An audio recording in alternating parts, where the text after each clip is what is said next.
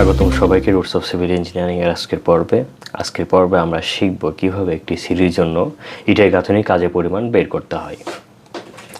প্রথমে আমরা যদি সেকশনের দিকে লক্ষ্য করি তাহলে এটা আমাদের বোঝার সুবিধার জন্য প্রথমে আমরা চিত্রটিকে চাইলে এইভাবে লিখে নিতে পারি। আমাদের এই চিত্রটি অনেকটা এইভাবে রয়েছে এবং যেটার উচ্চতা আছে 45 সেন্টিমিটার এবং এর যে দৈর্ঘ্যটুকু রয়েছে 120 সেন্টিমিটার। হিসাবের সুবিধার্থে আমরা যেটা করব তা হলো আমরা যদি প্রথমে আমাদের ট্রেড এবং রাইজার চিনতে হবে, কোনটি ট্রেড এবং কোনটি রাইজার।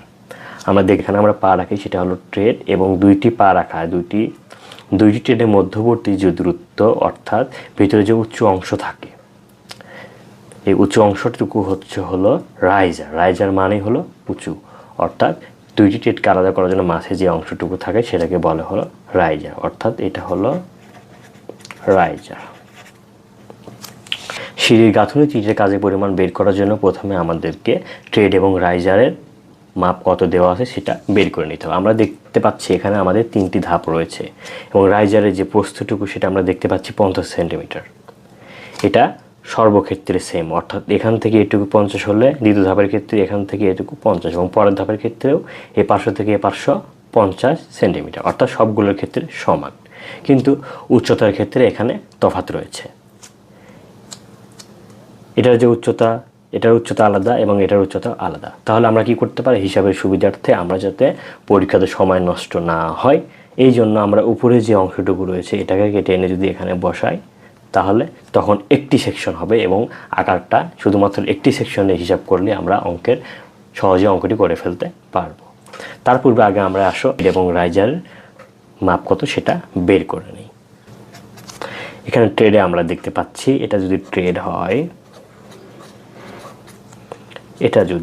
হয় হলো 120, যার মধ্যে তিনটি ট্রেড রয়েছে, একটি, দুইটি এবং একটি হলো তিনটি। তাহলে 120কে যদি আমরা 3 দ্বারা ভাগ করি তাহলে পাই 40 সেন্টিমিটার। অর্থাৎ এখানে আমার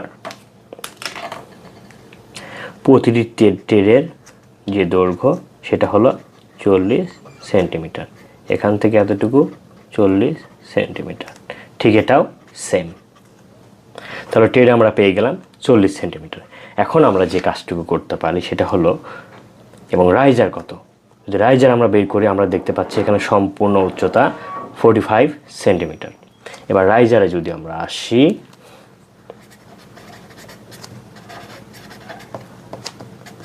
সম্পূর্ণ উচ্চতা 45 সেন্টিমিটার, এটাকে আমরা 3 দ্বারা ভাগ করে নেব, কারণ এখানে তিনটি অংশ রয়েছে 1 2 3। যদি 3 দ্বারা ভাগ করে নিই তাহলে প্রতি এইটুকু অংশের জন্য উচ্চতা কত, এখান থেকে এতটুকু অংশের জন্য উচ্চতা কত, এখান থেকে এতটুকু অংশের জন্য উচ্চতা কত সেটা আমরা বের করতে পারবো। যদি 45কে 3 দ্বারা ভাগ করি তাহলে আমরা পাই 15 সেন্টিমিটার। অর্থাৎ এখানে আমাদের ট্রেড এখান থেকে এতটুকু 40 সেন্টিমিটার এবং এখান থেকে এতটুকু হচ্ছে 15 সেন্টিমিটার।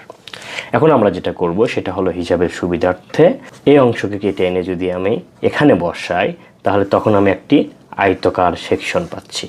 তখন আমি একটি আয়তাকার সেকশন পাচ্ছি এবং যেটার দৈর্ঘ্য 120 সেন্টিমিটার, যেটা উচ্চতা যেহেতু এটুকু 15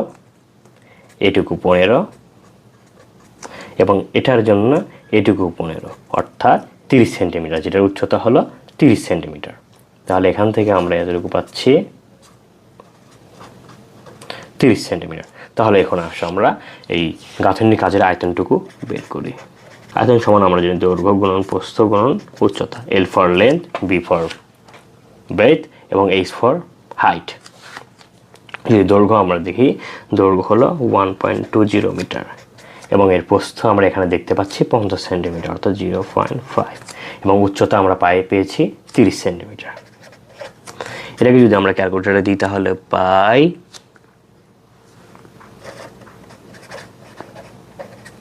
মিটার কিউব।